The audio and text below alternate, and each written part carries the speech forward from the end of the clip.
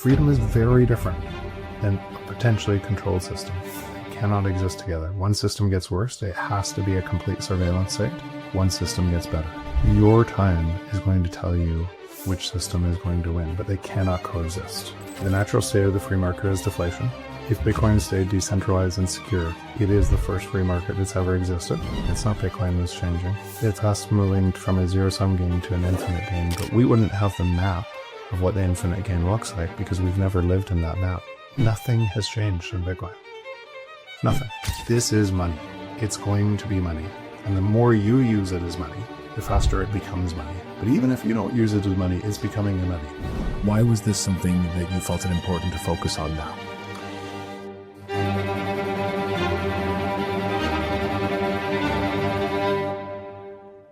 Greetings and salutations, my fellow plebs. My name is Walker, and this is the Bitcoin Podcast. Bitcoin continues to make new blocks every 10 minutes, and the value of one Bitcoin is still one Bitcoin. If you are listening to this right now, remember, you're still early. This episode is brought to you by Blockware. What if you could lower your tax bill and stack Bitcoin at the same time? Well, with Blockware, you can. New U.S. tax rules let miners write off 100% of their mining hardware in a single year. So earn Bitcoin daily while saving big come tax season. Get started at mining.blockwaresolutions.com/Titcoin. Use the code Titcoin to get $100 off your first miner when using the Blockware marketplace. This is not tax advice, so go speak to the team at Blockware to learn more. That's mining.blockwaresolutions.com/Titcoin. Head to the show notes for links to find the show on centralized social media platforms and on Nostr, or just go directly to bitcoinpodcast.net. You'll find it all there. And kind reminder that you can support this show by becoming a paid subscriber on Fountain. Or don't, Bitcoin doesn't care, but I sure do appreciate it. Without further ado, let's get into this Bitcoin talk.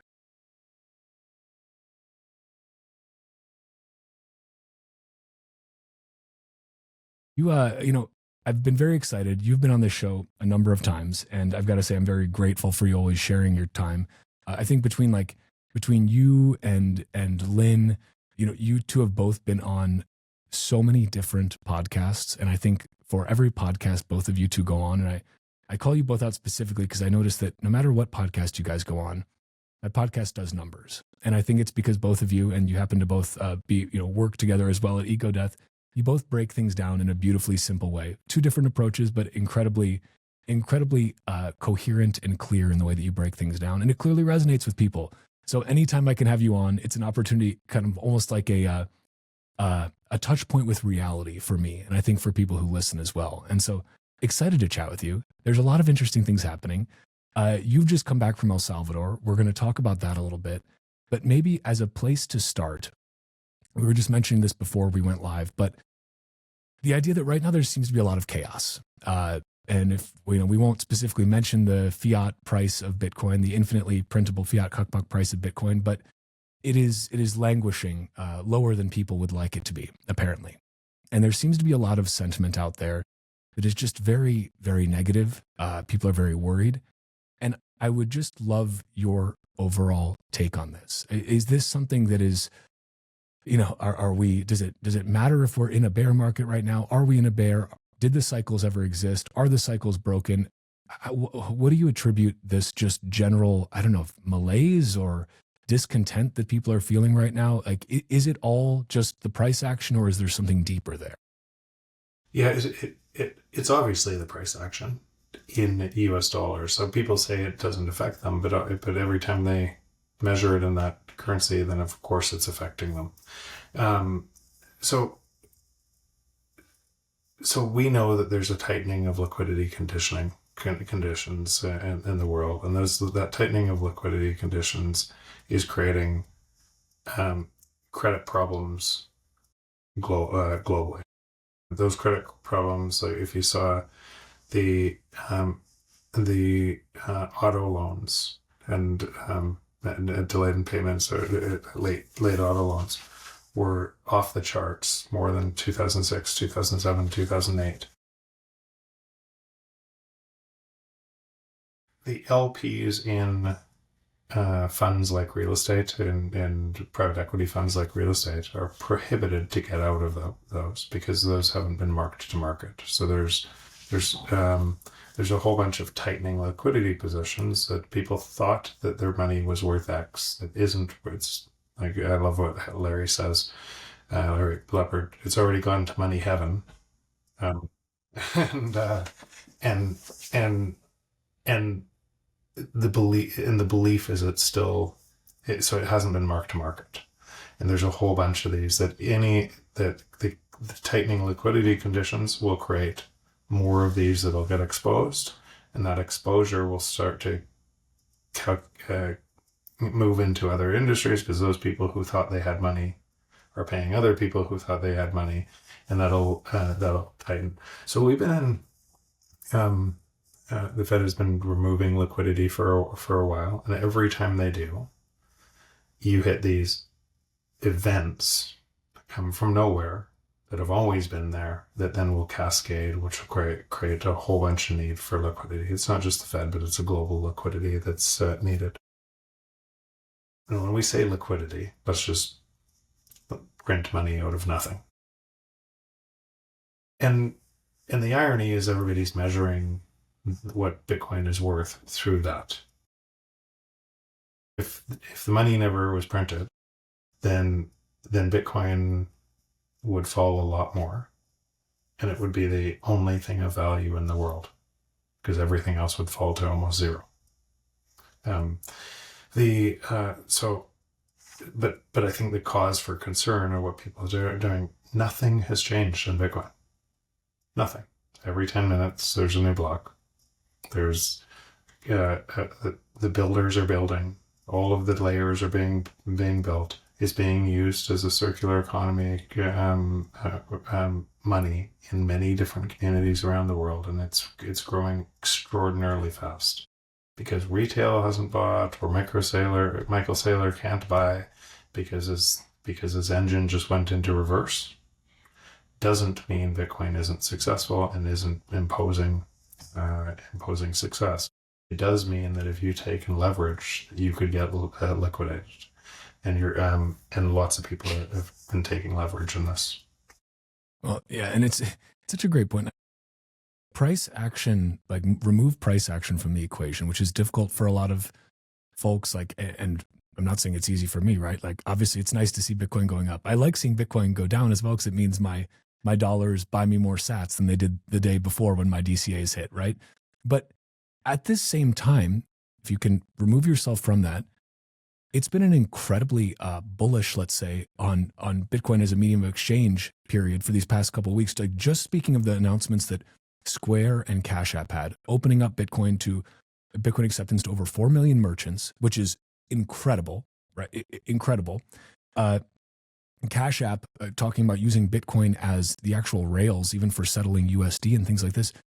To me, these sorts of medium of exchange announcements and things that further the ability of everyday people to use Bitcoin, either purposefully or without even knowing it by using the Bitcoin network, to me, those are incredibly bullish developments. Those are things that I look at and say, that's great. That is just great for a freedom go up standpoint, right? For actually getting more Bitcoin out there and circulating it through these economies. Are there other things that you're looking at? Because obviously you're closely involved with Fedi through the work that you do at Ego Death and advising them. Some of these other projects, like, I guess maybe first, what was your take on the Square announcements? Were you equally as excited about that? And then are there other things that you're seeing from the medium of exchange standpoint that are making you go, wow, this is an incredible time? Yeah, there's nothing to worry about on this. This is imposing a new discipline in the world. I'm not like, the other nonsense, I just don't pay any attention to it. I traveled for 2 weeks in Southeast Asia with Miles Suter, who's leading the efforts on the Cash App. And he's just such a genuine, incredible guy who also understands where this is going. Obviously, he would have jacked us, but he's a Bitcoiner. He knows it needs to be used as a medium of exchange. And they've done, as far as a public company, there is no public company that has done more to accelerate this, including in investing in open source and some of the stuff than Cash App and Miles has done. So fortunate to call him a friend, and seeing some of this seeing some of these that were coming out and knew that they were coming out. Some of the other stuff behind the scenes that are happening. This is so people. The headlines would talk about Venezuela and what's happening from. We're going to target the drug dealers, right? But really, what do you think that is?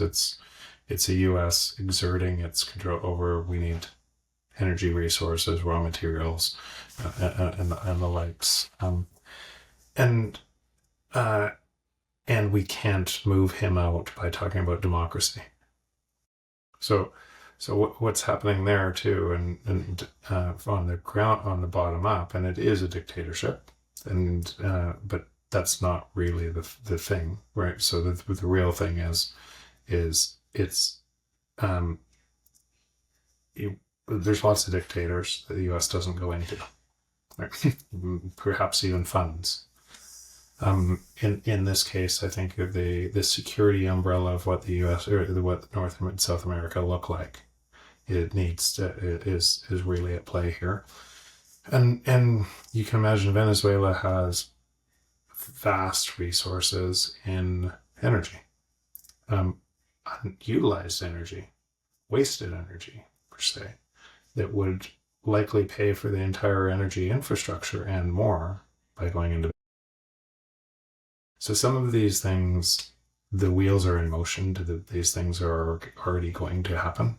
Can't tell you the time of when these things happen, but there's more and more Bitcoiners in the world. There's more and more understanding of what Bitcoin is and mining and energy and everything else, and it's securing energy resources to increase the wealth of their nation, and that will happen. I can't tell you when, but that's going to happen, and so you can see this playing out in all sorts of different ways, and around the world, and then at the same time, people are talking about Bitcoin price in US dollars. Well, I mean, that's the thing.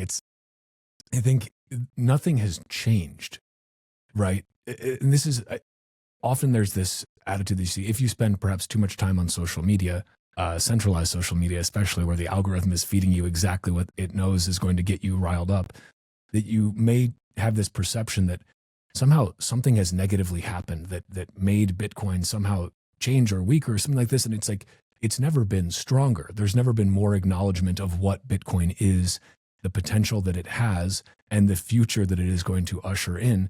And yet at the same time, when you have a fiat price, and we speak usually about US dollars, but we could be speaking in Canadian moose shekels or in Turkish lira or in Argentinian pesos or any number of other currencies, right? It doesn't, as you've said, they're all just pieces of paper. Mm-hmm. Like that discrepancy between the vibe that you feel online and the combined with the paper value of the Bitcoin, if measured in these pieces of paper, versus what's really true and real about this network and this monetary this monetary network, like that just, to me, it always presents an opportunity, right? It seems like it's a time where, wow, the world is still mostly asleep to what's happening. More and more are waking up. But if you, as a humble pleb, are trying to do things to set yourself and your family up for the future, the best time to do that is not when everybody's jumping on board. It's when everybody seems to be kind of terrified, or there's an information asymmetry there. Yeah, I would even go further, like way further than that. And from I think three things together. What I say, the natural state of the free market is deflation. If Bitcoin stayed decentralized and secure, it is the first free market that's ever existed. And number three, only your time matters. So where are you spending your time? Are you spending your time contributing to the nonsense, or getting co-opted, or listening to all of what has to be a control system? That might be.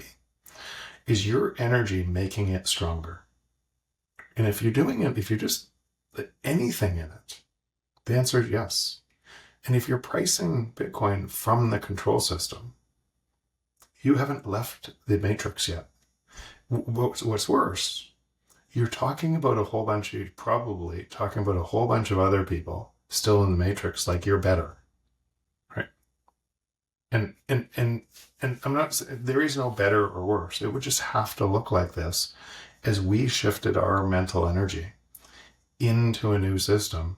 And the new system, because of our mental energy and what we're building in it, would become stronger, and it would bend reality in a different way than we've ever lived in.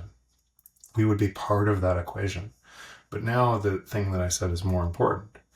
If you're part of the equation in the free market, and 99.9% of people aren't, wouldn't that provide an incredible opportunity to create value? And why would you be mad about the value you're able to create for others because the world looks like it does? Right? You should be celebrating it. You should be celebrating it all day long. You should have empathy for people that live in the other world.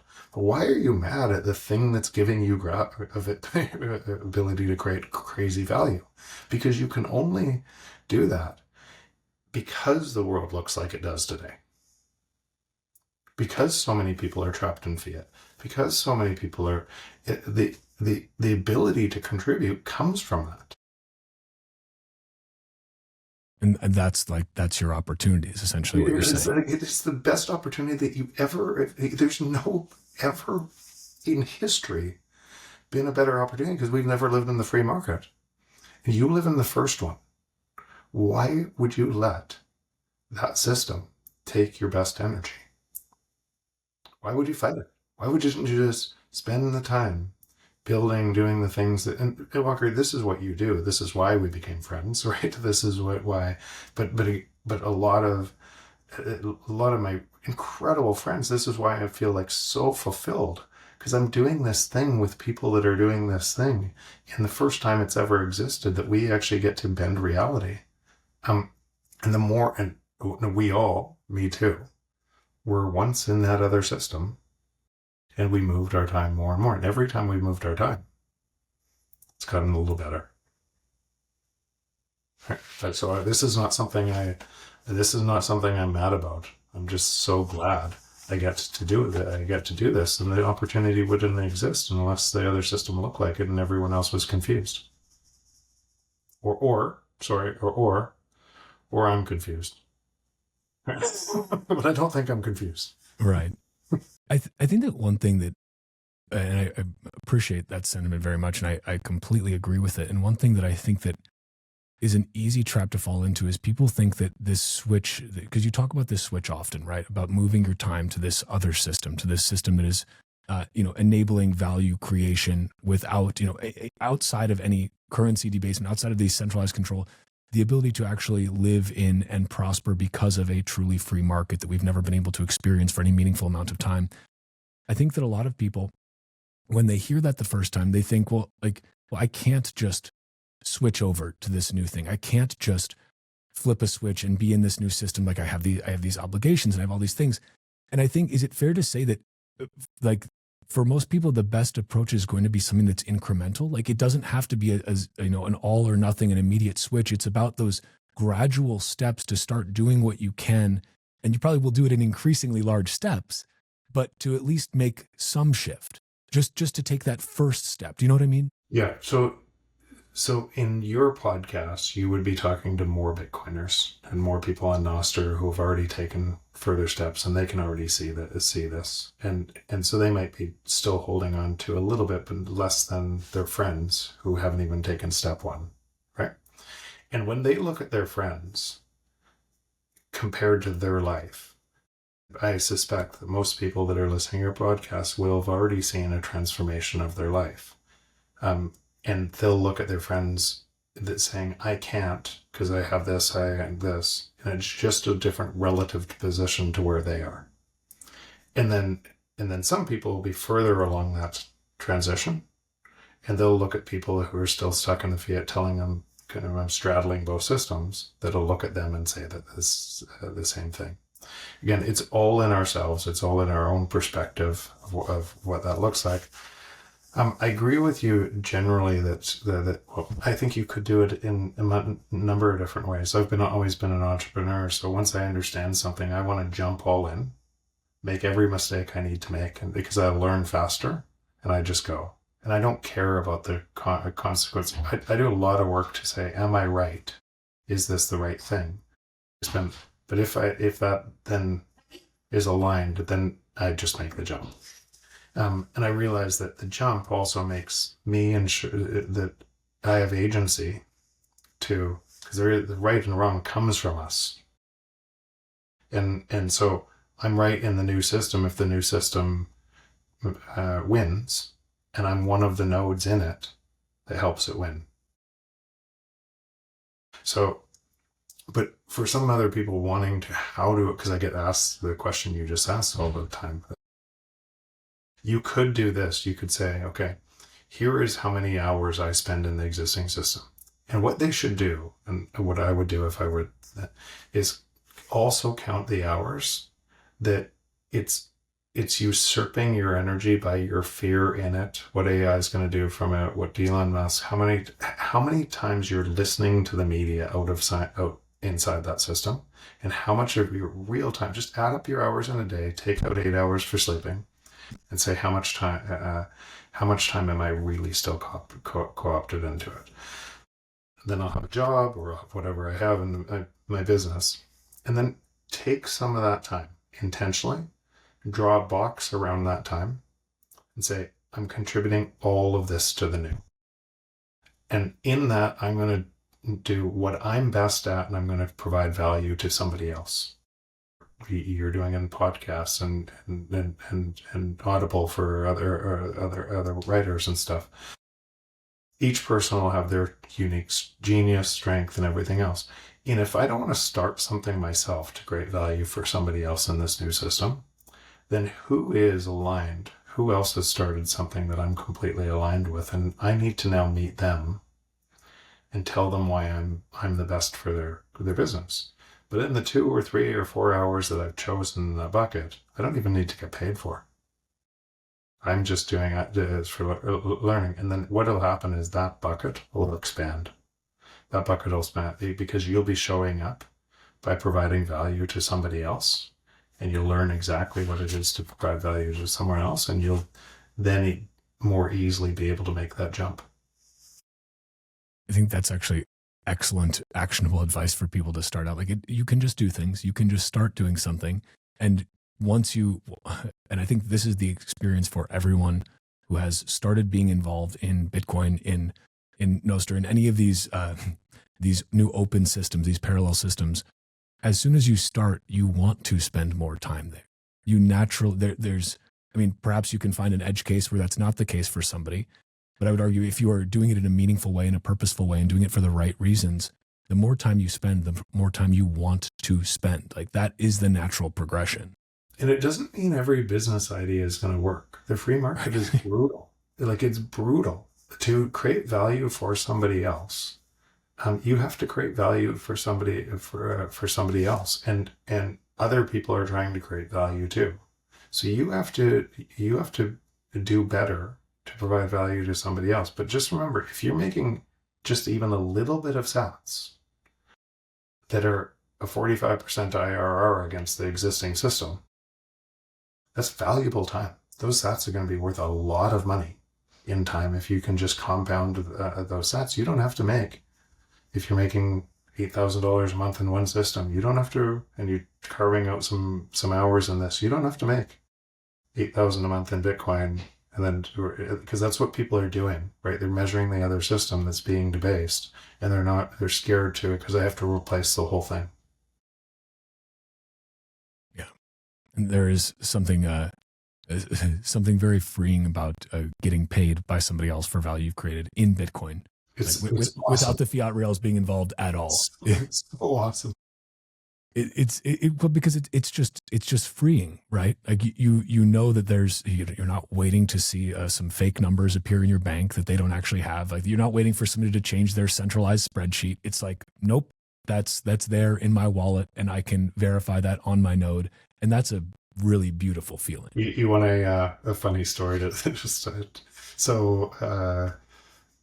so my kids are on Nostr too. They're not well known on Nostr. They're not on it all the time, but my son, we moved here. He wanted a boat. He really wants a boat. He loves fishing and everything else, wants a boat. And we're at dinner just on the balcony. And oh wow, somebody sent me value for value, and because it still feels like when somebody says you changed my life, and and they sent me, I think in that case they sent me 50,000 sats, and it's like it means something. And so I start telling it's my wife that, and I got another one, but this one has a note. You're the best dad in the world for buying a boat. Oh, that's good. Yeah, that's good. Pretty smart. That is very smart. Yeah. Well, can I ask this a slight tangent here? Can we talk about it all? The fact that you have changed locations. We don't have to say the new location that you're at, but no problem. That's you've been public with. Okay, you left Canada. Maybe I can just say that broadly. Yes. Can we talk about the why a little bit? Yeah. Because I think that I've met so many incredibly based Canadians that I probably never would have had the chance to meet if it were not for Bitcoin. Now I know more Canadians that I can, shake a bottle of maple syrup at. But why did you decide to leave Canada? So you can see that Canada is going to experience a lot more pain before it gets better. You can see when it's not that Carney was elected. It was Carney was elected with supposedly open-minded people that understood the problem. So you realize that most people don't understand the problem, and they're just trying to do whatever short-termism to get more money from a system that spends their money and manipulates it, and that leads to inevitable collapse or a very different world than when I grew up in Canada. And from there, so I've always been pretty good at seeing the future, and a part of that is understanding what system you're in. What does it look like? What are the next things that have to happen? Not might happen. What are the next things that have to happen out of that? And so, capital controls will come. Taxes are going to go way up. They're already 54%. They're going to go way up. The medical system might as well be insolvent because you can't get in for anything. It's brutal. And so I've watched these things change and accelerating change, getting worse. And just like in the US and in many other countries, you have two sides fighting against each other, making that system stronger. Without any resolve to what are the underlying root cause. And even Pierre, who I was helping understand this, I think he made a tragic error in, if he knew it was Bitcoin, he should have gone hard to the hoop and said that to the world, just like Bekele did, instead of trying to straddle this. And so when Carney got elected, and Carney's the same Carney that created the nightmare that is the UK today, right? And his own money is protected in all around the world and in trusts and Caymans and everything else. Yet he comes to Canada and gets elected by as almost a majority in Canada. Just realize, this is a sign, and if I don't listen to this sign, then it's time. Then it's shame on me. Now that's not easy to do. It is not, like you've been to my lake house. You know the type of deep relationships, everything else that looks like. So to pick up and move, that's not an easy thing to do either. When I'm weighing the pros, cons, what's going to happen on both systems, I've been saying on podcasts for a long time that not for fear of what's happening, but for flexibility in the new system that's being built, you have to design flexibility, because what the curveballs that are going to come, there's going to be lots of curveballs. And so I didn't want just knowing that myself, knowing where things are going, I just didn't want to be trapped and trapped. I mean, I think that's understandable. And yeah, I cannot imagine the difficulty of making that move, but knowing that move needs to be made, right? I mean, like it's like you knew you needed to do it. That doesn't make it any easier to do from just a personal or interpersonal or emotional standpoint. Like it doesn't ease that. It's just like, well, yeah, you have to, the decision you have to make, but it's not a fun one to need to make. Yeah. You'd rather not have to make it. You'd rather it not be the case that you're worried about capital controls and an increasingly encroaching government. Hostile government, one that's censoring information that, you don't, but all the signs are there. Ignoring those signs is worse. Putting your head in the sand saying, my lawyer said, I was just with him last week. He came down to El Salvador and he said, all the shepherds are leaving Canada to leave only the sheep to get preyed upon, to get eaten by the wolves. God. So, well, maybe it's a good way to transition to talking about El Salvador a little bit, because you were just there. This is a country that appears to be going the opposite way of many in the so-called developed world. There's a lot of controversy, obviously, much of it, I think, perhaps manufactured around Bukele, and we can talk about that a little bit. But can you talk a bit about why you were in El Salvador this time, the Bitcoin Historico, the event that you helped to put on, and all of this? Like, can you talk a little bit about why, as somebody, you have a lot of demands in your time, your attention is begged to be pulled in many directions. Why was this something that you felt it important to focus on now? Yeah, so when the IMF went into El Salvador and a whole bunch of people attacked Bukele, and maybe rightly so, or just kind of what's happening here, because we all know, right, is in Bitcoin, that these systems are incompatible. I got a call saying that the president wanted to meet me. Here's what the alarm bells that went off in my head. Here's exactly the story I told myself. Great. Because, at least in my mind, I'm unbuyable. I know where this is going and I'm going to spend my time in this. So I don't care who you are. Like, that doesn't matter. You could be the richest person in the world. I'm not fascinated by that at all. I care who people are rather than what they have. And so, what went on in my mind is great. He wants me to come there, take a photo op, so he can say I'm still a Bitcoiner and try to get back on side with Bitcoiners. That's truly what I thought.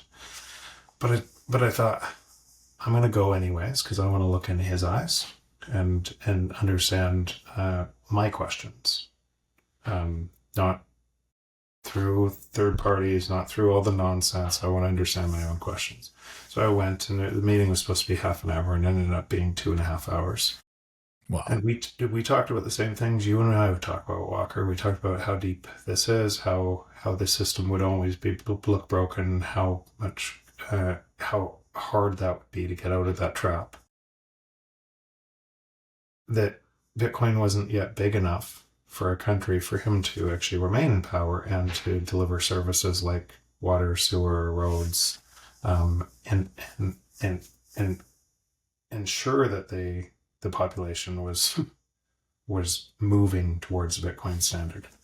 He said, so I have to do both.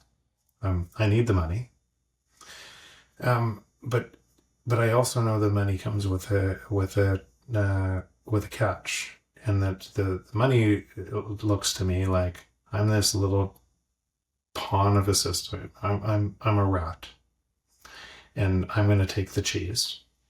And these are precise words. I'm going to take the cheese, and then they're going to catch me in the trap.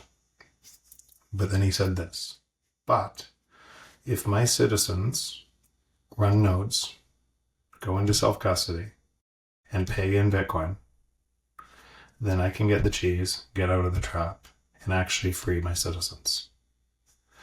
And I went, wow. And so this was in the meeting, say about 6 months ago, and I went, wow. I've never met any leader who could articulate this like that, which both he and I knew. So I agreed to help him put on this conference. Stacy and I kind of leaned in and put on this conference and try to put on a conference like this. And I think we had 4 months to do it, and it competed with other events at the same time. But we wanted to put it on at the same time as Adopting Bitcoin because, or just before, so that people could go to both.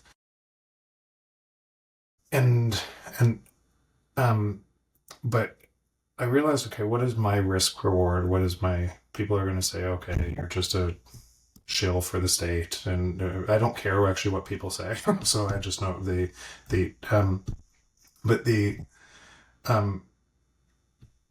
aligning myself to that, giving me a stage where I could tell the citizens that they need to be in self-custody and paying Bitcoin and that, then even if he changed his mind later on, my work helped. We would free people. We would, and so, but more so, I think he's actually committed to this. I actually believe that he's protecting that. He's going to allow that to be protected. He'll stand up for that. And that means the agency isn't his. It's not up to him. It's up to the citizens to do that. And they have agency now to be able to do that. And what you see as a result, kind of, and you can feel this when you go to El Salvador. The change from 3 years ago when I went the first time to right now, it is so remarkable. It is. Have you been there yet, Walker? Twice in 2022 and once this past January. So okay. I also saw the multi-year difference, and it was incredible.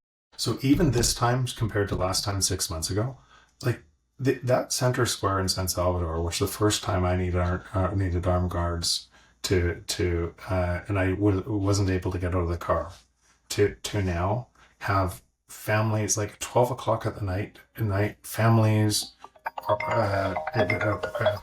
Sorry, give me 1 second. You're good. And full, like crazy full. People laughing, the street vendors. It was so wild. The Bitcoin Historical, they had all the speeches translated to Spanish, and that square was full the entire day and into the night with people celebrating. It was wild. It was so hopeful. It's so palpable. It's still things to do in El Salvador, right? There's still roads, it's busy and everything else. But to see people and them talk about what he's done for like you said, when you've been there, it is wild. And then to hear people elsewhere talk about El Salvador as a dictator when he cannot be a dictator for if all the power goes to his people. To watch them try to talk about what it looks like this when they have never been, and in their own country it's going the other way. It's wild, right? So I would encourage people to, if you believe something, go see for yourself. Go see it and talk for yourself. Talk to people yourself and see why he has kind of a 93% approval rating. People wouldn't say that if they were in fear. Yeah, this was my experience as well. And the thing that you mentioned about the palpability of just the energy, the hope there, that was my first, even in 2022, when Carl and I went there. We went there first time just purely to have like a small vacation there. Like we went there, and meanwhile all of friends and family are El Salvador. Are you sure that's safe? And at this point we were like, oh yeah, like there's somebody new in charge now. But that's all anyone knew about El Salvador. All they knew was that it was just this. And this is funny coming from people who live in Chicago, where like El Salvador is, trust me, a much safer place than Chicago. Enough said there. When in 22 did you go? August of 2022, and then we came back again. We didn't know we were going to. We were excited to come back. Didn't know when it would be. We got asked to come to Adopting Bitcoin, and so we were back there a couple months later. So that was fantastic. So I went the first time in March, and so there was a conference that they asked me to keynote there, and I went because Bitcoin country, first Bitcoin country, I wanted to see it for myself. And the day before we went, my whole family was going. We were in Mexico flying there. The day before was all the gang warfare. And we're 80 something, 60 or 80, I might have the number wrong, but in that neighborhood, people killed all across the country, tourists, all different people. And we still went, we still got on the plane. But there was, you can imagine what my family was thinking when we went. And Bitcoin Beach, but even at that time, Bitcoin Beach and all the people who flew in from around the world, there was still that hope. There was still that glimmer of, is this real? Is that, but that's not, but I think that's not what surprised me. What surprised me, and I'm almost positive that this happened, right? So if you had an elected leader that went into Bitcoin and knew Bitcoin, he was a Bitcoiner before he was elected leader, right? He actually, there's a post that he said, even before he was running, that I'm going to Bitcoin, right? A long time ago. And so if you had elected a leader that did that put a shot across the bow of the IMF, World Bank, every single other thing, what would you expect to happen? Would you expect to, because here's another thing, I spent 3 hours with John Perkins, or Diary of a Economic Hitman. Incredible book for anyone who hasn't read it. And what he said is we went in with bag of money in one hand for the people, gun in the other. And we will back channel whatever it takes to get you out. So choose what you want. Do you want to get rich or do you want to be deposed? He said specifically what he did. So what would you expect, knowing that the world's always looked like this, that it's always been a control system, that if somebody went to Bitcoin, you would expect the gun to come out because it had to. And what would the gun look like? Wouldn't it be a back channel talk to gangs that you helped create the opium trade or the trade, to be able to do something to weaken a president with a high approval rating? That's exactly what it would look like. Why do I think that happened? Why do I almost know that happened? Because it was like a singular media response that when he locked everybody up, every coordinated media, it was wild. I couldn't believe, coming from El Salvador and what the citizens were saying versus what the media was saying. I went, wow, right?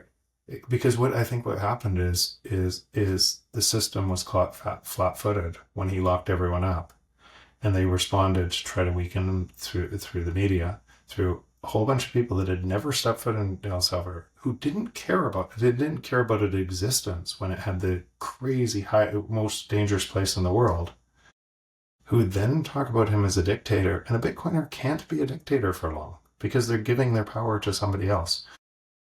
I just find I find these things, even how I think through these things in a system that has to look like this, I find these things just fascinating, how many people get trapped kind of through the lens of the world that they've always looked at. They don't know they're trapped in it. I think that it's a really important point that you brought up about a Bitcoiner couldn't stay a dictator for long, right? You're essentially, by being pro-Bitcoin, by encouraging your citizens to use Bitcoin, not just as a store of value or hold a Bitcoin ETF, but or buy my Bitcoin treasury company. No, by encouraging them to run a node, to use it as a medium of exchange, to engage in commerce with Bitcoin, you are sowing the seeds of your own demise. Because if you want total control, you necessarily must have total control of the money. Yeah. You're giving your power away to them. You're giving your agency away to them. The only way you could still be elected is if they chose. So it's impossible to be a dictator in Bitcoin. Impossible. Maybe for a very short period of time, or possible if you were fooling them and it was all in. Let's imagine it's Chivo wallet, and that was all self-custodial, and then you rugged them later on, right? you could do it then, or if you told them to go into a stable coin, that then you rug them later on. But if you told them to get into self-custody, run a node so they have agency and spend in Bitcoin, you couldn't be a dictator. One of the remarkable things to me, and something that I think that people, as they think about power structures in countries, generally, whatever country this is, one thing that is not discussed enough is the educational systems in these countries and what the product of those educational systems is, what kind of adults they produce, what kind of adults they mold out of kids. And one of the things that was, remarkable to me, the first time we were in El Salvador, we got to know Roman Martinez Chimbera, and he took us on a little excursion with and took us to a school up in the mountains, and we sent kids sats, and they learned how to set up a wallet. And they do this everywhere. And this was like a totally grassroots initiative, but there's obviously these like different government initiatives now with this too, with this education. And it's really wild to think about the fact that in El Salvador, say what you will about any other parts of it, you cannot deny that there are more young kids being educated about how to actually use Bitcoin, how to use freedom money, than anywhere else in the world. There are more young kids who know how to do it than adults. One of the earliest people out of Kubo Plus was it was a person named Mario. He now runs the AI initiative for the government. He's one of the senior directors of the whole initiative. He's brilliant. He understands Bitcoin perfectly. This is integrated. Now, if you had a nation full of people who had never had economic freedom or freedom, and they were always living under fear, and then you implemented this new thing, it might take a while for people to trust, right? And to develop the capability and the capacity to be able to do the next thing and the next thing and the next thing. So there is some truth to Bukele is kind of a bold, courageous leader on this, and the capability is building from the inside of the team. And sometimes there's step forward, step back, and everything else. But when you see that, when you're talking about Walker, kind of that hope and what people are feeling, that's what they're feeling.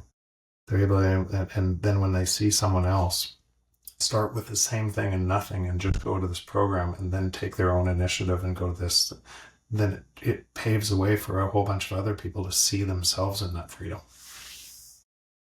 And that, I think, is kind of what's remarkable. Like, this isn't, or perhaps maybe I should say this. What I think is really incredible about what's happening in El Salvador is that this was a grassroots bottom-up movement from the start. Yes, there is now, the government is getting on board with it, but if a government wants to control its people, like this is set off. I mean, I think Gladstein is one of the, I don't know if he's the first or one who popularized it, but like, dictators don't like Bitcoin. Bitcoin is not good for dictators, right? It's just, this is a fact. So if you want to be in total control, the worst thing that you could do is educate your people about a money that allows them to completely subvert the state's control on money.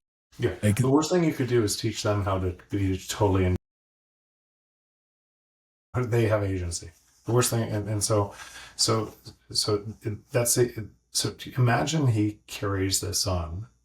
He won't just be the most important leader in El Salvador. He won't just be the most important leader in Central America and South America. He might by other people doing the same thing in their countries. He might be one of the most important leaders ever by allowing that to expand.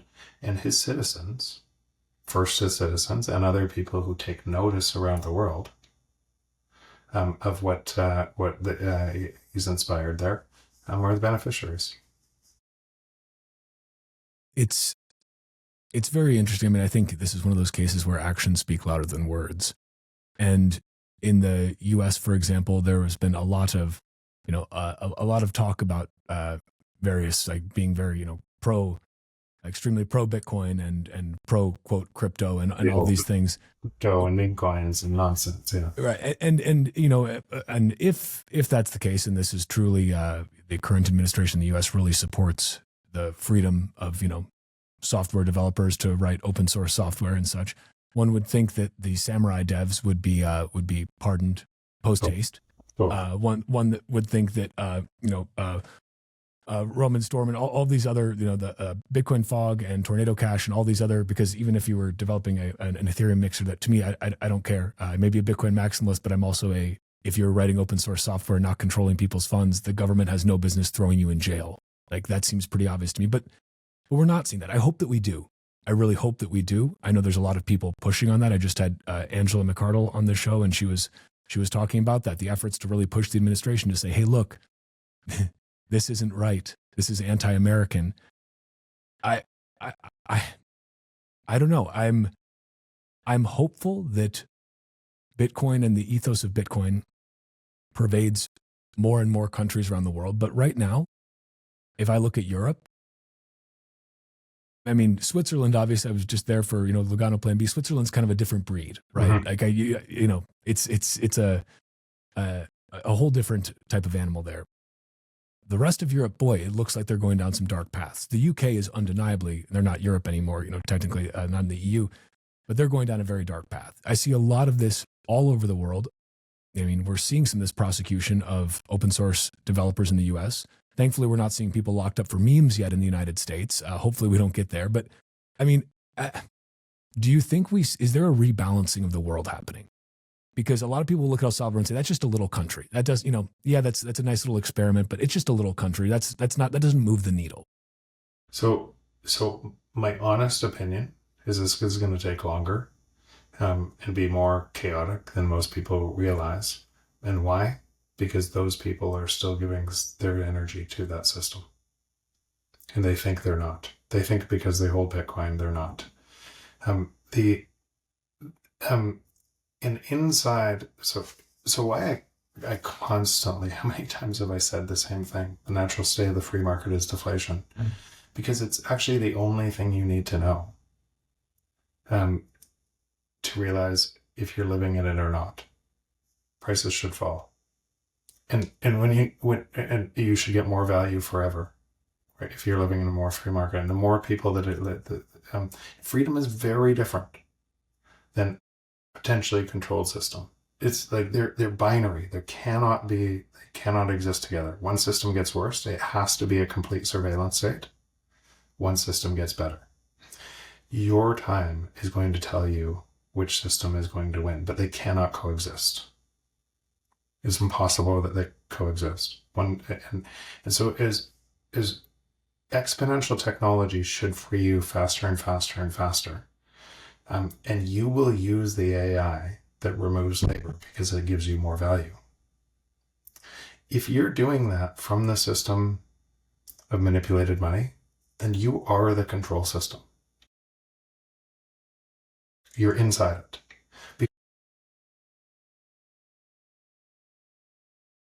Well, Walker, I say this over and over again because it's so critical that people choose. It's so critical that people choose and move their time. The vast majority won't. But it doesn't need to be the vast majority. It just really needs to be enough to move this other system.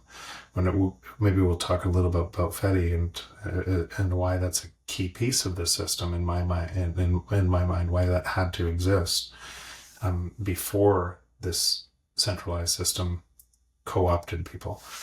But the vast majority of people I watch are still measuring in the fiat system, and they don't know it. Vast majority. And remember, that's just the Bitcoiners I'm talking about. Most others, the 99% of the others, are still completely in the other system. This is actually a very good bridge to Fedi, because something that I've been thinking about and trying to talk about as much as possible recently is just this idea that we live at this incredible time where we actually have the tools to be able to take our freedoms, right? Government doesn't give us any freedoms. We have to take them. Government can enshrine laws which protect the freedoms that we have legally, but they can't give us those freedoms, right? We have to take them. And luckily we can take them in non-violent ways through the beauty and the incredible advancement of cryptography, through Bitcoin, through open protocols, open source protocols, through near perfect privacy preserving protocols. That's a tongue twister. On different layers, like Fedi Fedimint and eCash, with Cashew. But not only does the majority of the world they're not even close to grokking Bitcoin yet. The vast majority, like 99%. Even if you say, I don't care what number you say actually owns Bitcoin, you can say 99% plus of the world does not even come close to really grokking the gravity of this. Add any single person in Bitcoin that says number go up, them too. Yeah. And furthermore, okay, take that. So let's very generously say 1% of the world groks Bitcoin, which is not, it's far less than that, far, far less. Like it's a fraction of 1%.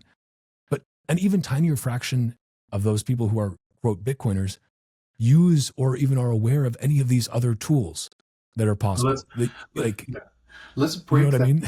Why it would look exactly like it looks. Like, so what you would expect to see is exactly this, right? Is not bad people, not bad, but a system. And if we've always lived in a control system, then we would have a really hard time understanding that we live in a control system. We would defend our control system, call it democracy, capitalism, we would defend it at all costs because it couldn't be us. It was something else. So we would, all these words that mean something, but they don't mean the natural state of the free market. They mean control system. We would defend them with everything we have because we've always lived in them, and all of our history has always supported it. And then we would yell at the bankers who created it, the Warburgs, and we'd fight them from within that control system, and we'd make the whole thing stronger. The conspiracy theories, those people, when we didn't realize it was actually us, right? So if we've never lived in a natural state of free market, we know that for sure, right? Then just about all of our thoughts would be inside this other thing, and it gives rise to our thoughts, or gives rise to dividing us. This other thing would know how to mind control us by using analysis to how does marketing work, right? By shaping your mind. How does technology work? We've uncovered the secrets of mind control through technology, and now AI would be sitting on top of this, to be able to drive that faster, and most of your decisions would live inside there, right? So it would probably happen faster. It would have to happen faster, and we would be convinced it was somebody else inside that system when it was actually us. So that's the bar I put on Bitcoin, right? Because the bar I put on Bitcoin, staying decentralized and secure against us, it has to, right? So now how does that happen? And so all the fights that you knew had to come, because the government that puts them in jail for creating freedom comes from you, right? That couldn't happen if the government wasn't this size that you vote for and everything else and allow that to happen. It comes from stealing your power and your energy, and that is allowed to happen. And that government has to make martyrs, or not martyrs, make examples out of people that don't toe the line. So other people are scared to do it, and you can slow this down. Not might have to, has to, because the control system collapses without this. Add into most of the things a lot of the things that the US is trying to do is trying to stop China by becoming more authoritarian than China. That will never work. All of these things that are trying to, the only way that the US could possibly win is by opening absolute freedom. Because that's the thing that accelerates everything, that no one else can win. And by the way, if the US doesn't want to win that, El Salvador will win it. Other countries will copy El Salvador, and US will go down and down and down in that. But they cannot win this fight with a bigger control system than China. But just about everyone that's raised in that control system that believes in they're smarter, better, everything else, and they're watching what's happening in China through this, is now trying, okay, we have to play the same playbook. We need to monitor our citizens, communications, everything else. We have to do, and so this creeping authoritarian Patriot Act, banking acts, what you can spend money on, it's just a natural thing that has to happen from all of those people making decisions inside that system. That is not the natural state of the free market. That is exactly the opposite. And people are getting caught in it. So why I say that is nothing here is a surprise. You know how long I've been talking about this, right? There's not one surprise. Everything I wrote about still happening at that speed. Everything in this system consolidating at that speed, right? And so why we invested in Fedi is because you realized you had to build something that was untouchable on the second layer that created privacy, that nothing could stop. That essentially replicated the nodes at another layer. Because the nodes, in other words, if there was one or two nodes, Bitcoin would have been shut down a long time ago. If nodes get centralized, gets shut down. But if there's hundreds of thousands or tens of thousands of nodes distributed around the world, every time you try to stop one, another one pops up more and more and more. And so the attack creates the strength because more and more people see it. And that's what Bitcoin is. But if you were used to seeing, if all of these people in these worlds are used to seeing technologies and not protocols, then it would also be easier to convince them Bitcoin's old tech.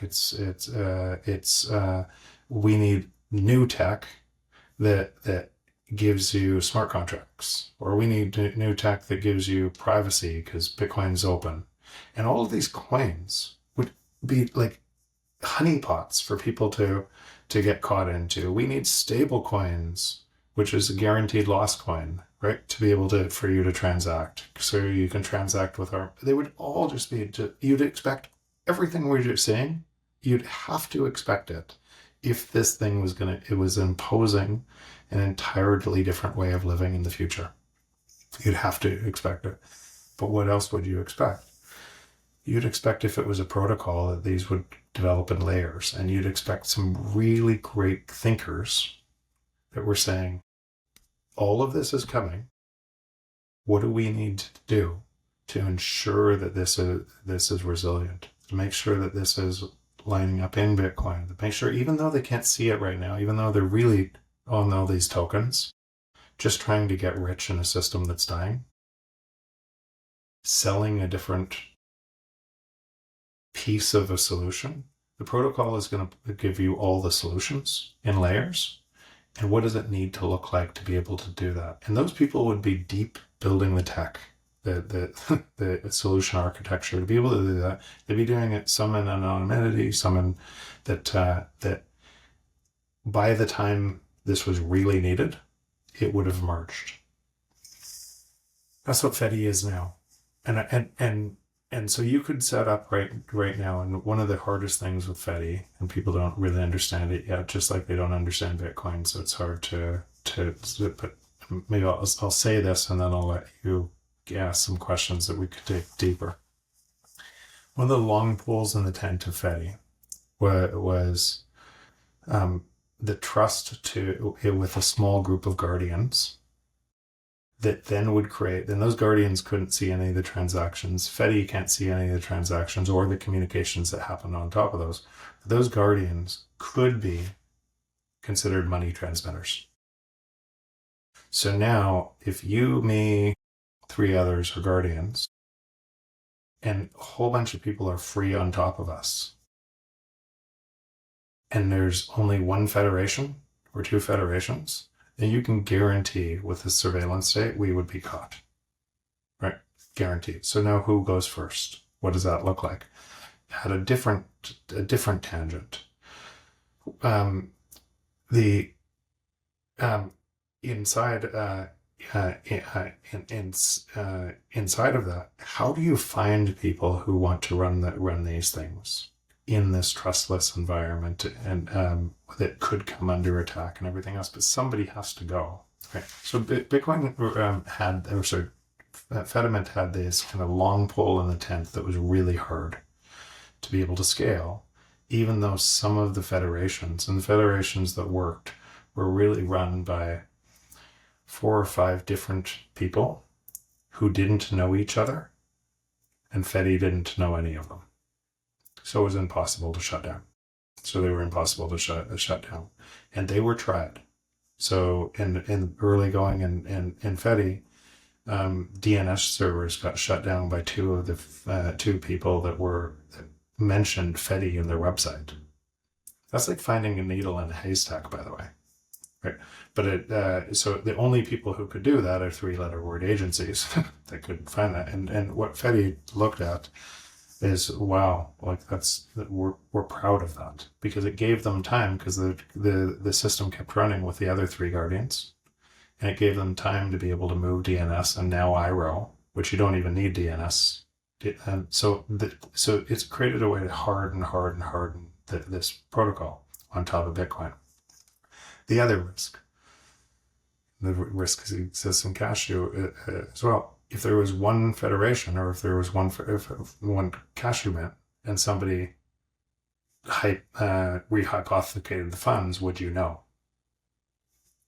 What if the guardians colluded, and your Bitcoin that went in 1 for 1 was now 1 for 2, right? And that you started, and they started rehypothecating, and that becomes a real risk in trust. So how do you avoid that risk, and how do you scale this? Something ingenious that they did is they found a way to add 15 OG guardians. And those 15 OG guardians, they devised a way to crowdsource guardians proof work, and none of those guardians were put forward with by say one person named 2 or 3 guardians. They asked for people who knew people with proof work who would step up to be OG guardians, and each of those people are not known, and they were driven in. Fedi has no idea who they are. They're acting as nodes. Now you can set up a federation, and you can set up a federation in literally 5 minutes now, your own federation. You can go in with not your real name. It'll auto-select 3 or 4 guardians, and you can set the rules for something that protects your family and their communications, or anybody you want, with money that can't be co-opted, with money and communications that can't be co-opted, because it's outside of that system. And so what happened, and what you would expect to happen as they solve that, and what's happened is I think for 1 year there were 3 federations. The first day they turned this on, there were between 10 and 20. Because now you have it in your hands. You could do this right now. You could set up and so I've been asked a couple times, there's a cost for the federation per month. The cost is really, you can charge people, by the way, providing this service. Essentially, let's say you're in Nigeria. You can provide private banking to all your friends, and you can charge them $1 a month. Completely private banking. You might pay $20 a month, but the money that you pay right now is really to support the Lightning gateways. So it's on and off ramps, and the cost of running these guardians and such. So, but it's you've now enabled. Now you have a protocol that's enabled an entire ecosystem that can be built on top of it. But every single one of these federations adds to essentially the number of nodes that it can complete privacy. Fedi can't see any of the transactions, neither can the guardians, only you and the person you're transacting with. That makes this very resilient, but it had to exist now before what we're going to see, and what you're going to see with increasing frequency around the world. Well, this is there's so many things I want to pull on here, and for anyone who does want like a a deeper dive into maybe more nuts and bolts of Fedi and Fedimint. I did an episode with you prior and one with Obi as well, where we got kind of more into some of the like the technicalities, how some of this actually works. I should have Obi back on again actually to dig into that some more. But maybe for the purposes of this conversation, I think for anyone listening right now that may have heard of Fedimint or like just casually, they may not have understood that not only is this about private, community-based banking, right? But it's also a just private messenger. Like this is making a complete black box is the wrong word for it, but It's or is that an okay word? So Signal right now, it would have been it's still probably my primary. Mm-hmm. But we know it could be compromised, right? Because it's centralized servers. This can't be. So this is becoming my primary communication. And if you think about where we're going with artificial intelligence, how people will start to, I'll show up on podcasts as me with different words that convince you that it's me, right? And it'd be really hard to distinguish what's coming with all of this. And that could happen to any of your friends and everything else. And so you're caught into this matrix. So what do you need as an antidote to that? You need people that you trust, they're connected to you, and that you can have this conversation one-on-one with them without anybody in the middle. You need your money like that. You need your communications like that. You need your sovereignty. And so I would venture to say, please go and create a federation. Please go and protect yourself, your family, for your friends. Once you're there, you can add people to it super easily, and your network of people there, it's them. I think that's really powerful. I mean, not only from the, again, as you mentioned, like the perspective of AI and, okay, how do I know the person I'm really talking to is really Jeff? But from that government overreach perspective, we know that we are at a point right now where existing power structures are kind of crumbling a little bit at the foundations, but that also means that they're going to be grasping and trying to take in more power, trying to shore up their foundations, trying to use all of these tools, which are available to us as individuals, but which are also available to government, and which many large corporations are pouring billions and billions of dollars into and working, hand in hand with the government to make sure they get as big of a moat as they can and, can get these big, juicy NSA contracts and all these things. At a time when that is accelerating because governments around the world, I think they feel their power starting to slide away, or they see, maybe not all of them, but some of them realize like they see the writing on the wall, right? They may know that we're in sort of a period of chaos before a period of rebirth. And so they're going to be clawing tooth and nail to try and hold on to whatever power they can. If you don't, as an individual, use these tools, like Bitcoin, obviously, but also like Fedimint, like Nostr, if you don't have these ways to be able to actually still communicate and transact freely and privately, you are just going to necessarily be caught in their dragnet, right? And there will be no escape. And if you don't start using these things now, like you don't want to start familiarizing yourself with these tools when you're like, oh shit, I really need to do this. It needs to be now.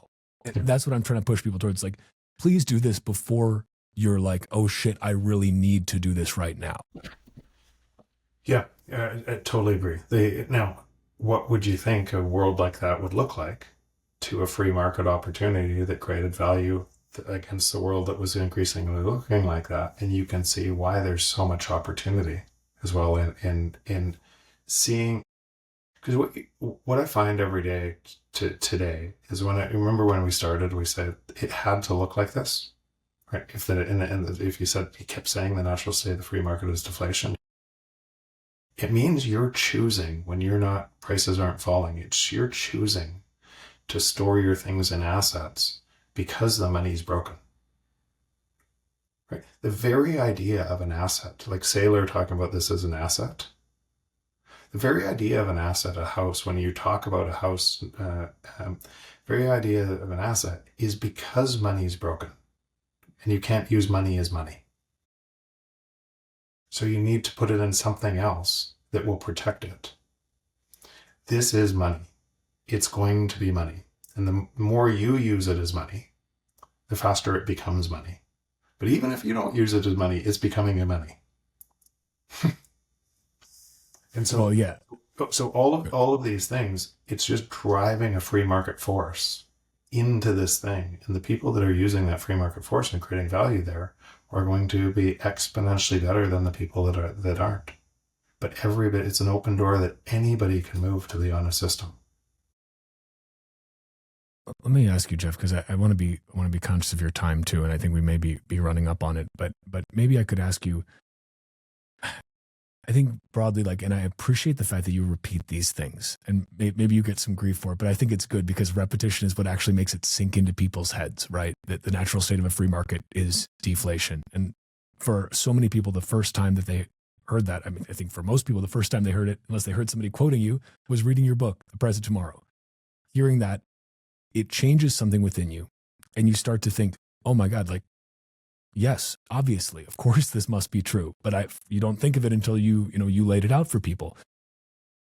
I think the next part that people get to is they say, okay, but given that is true, and I can make the decision to opt in myself at any time, right? I can start living in that deflationary world right now by saving in a money that can't be debased, by saving in Bitcoin. But zooming out even further, or perhaps zooming forward even further, what does that look like? What does that look like during this, I think, inevitable period of late stage chaos? We're seeing what it looks like right now, but I think things are going to get more chaotic. And then when it comes to this eventual rebirth into 8 billion or 9 billion or 10 billion people, however many people were at that point on the planet, in service of those other 10 billion people, is that something that can go on forever with the right monetary incentive system? Forever. Okay. So so you won't, and we're going way out, and I saw one of the questions about a Star Trek world, right? Yeah, this is what sparked it, yeah. Yeah, but that's actually what it looks like. It looks like that because it has to look like that. I would say by 2140, that's where we'll be living. Because what is money in itself? All that money is an abstract concept for our trade between humans. And what is our trade to humans? To provide value to each other. And we choose, right? So all money is in the middle of that trade. It allows us to create value with each other. So if you defined money instead as this thing we control so people can't trade with each other, or trade with each other with this friction that has to go through our central authority to be able to trade with each other, then you've just created a control system. Abstract concept for our value, our trade. We've always been used to creating this trade, an unfettered flow of trade. Our free market of ideas creates more value.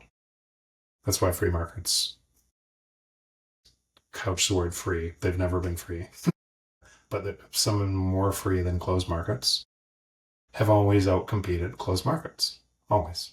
Now, for any small window of time, like what's happening to China right now, you could drive in trillions and trillions of dollars of capital, and in a small window outperform a free market by just driving. But long term, you cannot.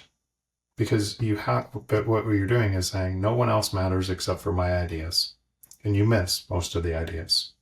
So the ideas come from us. The physical reality comes from our mind, and is turned into physical reality from our mind, which exists almost infinite opportunity. And so in that world, it's always infinite opportunity against a cascade of problems in any single time period. How are those problems addressed?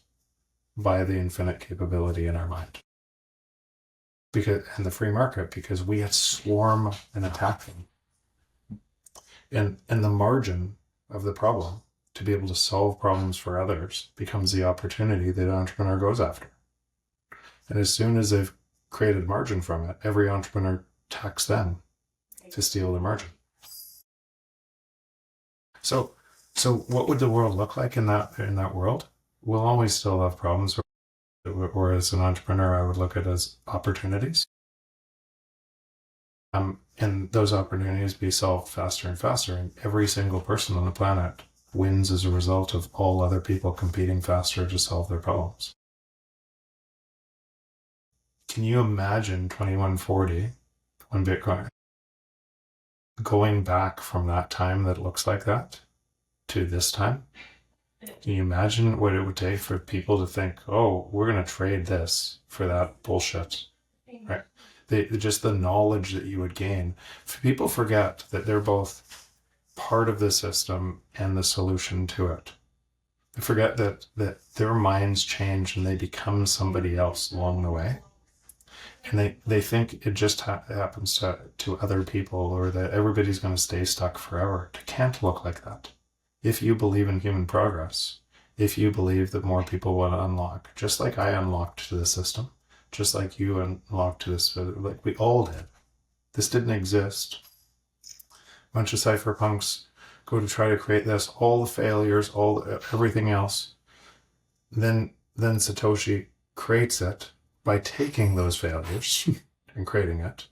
We're standing on the shoulders of giants that created all of it. And then we're the giants that are creating it for everyone else. And then the other giants are going to replace us, and it's all in service to all of us. It has to look like this. The only reason this could fail is if you didn't believe in us.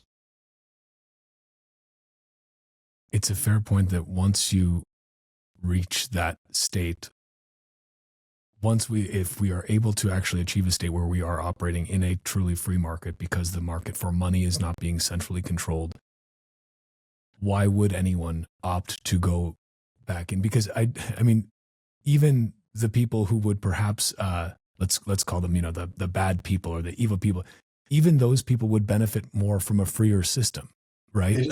They just can't see it. And most people, by the way, playing in the zero-sum game can't see that you can't build walls high enough for what's coming from a system that's a zero-sum game. There's nothing you can do. That system burns to the ground. And so on this transfer through, it's us that's changing. It's not Bitcoin that's changing. Right? It's us moving from a zero-sum game to an infinite game. But we wouldn't have the map of what the infinite game looks like because we've never lived in that map. We're creating the map. We're both the map and the territory. Man,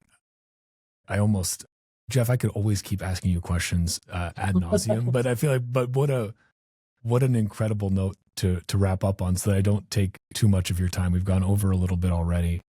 I would just encourage people. The last thing I would say is just to say, check out Fedi. Like you can download this and you can start using it. You can create your own federation. If you're listening to this after the fact, for those who are listening live on Nostr, thank you for being here and for spending some of your scarce time with Jeff and I. For those who are listening after the fact, not live on Nostr, come check out Nostr. Exactly. Use these tools. Spend more of your time over here. It's more fun. The vibe is better. You will like who you are when you're posting on Nostr more than you will when you're being fed algorithmic BS on X. That's what I would leave people. Is there anywhere else you want to send people? Anything else you want to leave folks with before we close out? No, I think we're good. We'll just do it again soon, or on a patio somewhere, or the cabin. I look forward to that. Yeah, we got to do one of these in person eventually. That'd be really a treat. But Jeff, really thank you for your time, and thank you for all the work that you do as well. I think you have opened many minds in just a short span of time, and I think everybody's just excited for the Price of Everything book to eventually come out. I know you're probably a little short on free time right now, but I don't know. I think folks have been hankering for it. And that's a wrap on this Bitcoin Talk episode of the Bitcoin Podcast. Remember to subscribe to this podcast wherever you're watching or listening, and share it with your friends, family, and strangers on the internet. Find me on Nostr at primal.net/Walker and this podcast at primal.net/Titcoin. On X, YouTube, and Rumble, just search @Walker America. And find this podcast on X and Instagram @Titcoin Podcast. Head to the show notes to grab sponsor links. Head to substack.com/@Walker America to get episodes emailed to you. and head to bitcoinpodcast.net for everything else. Bitcoin is scarce, but podcasts are abundant. So thank you for spending your scarce time listening to the Bitcoin Podcast. Until next time, stay free.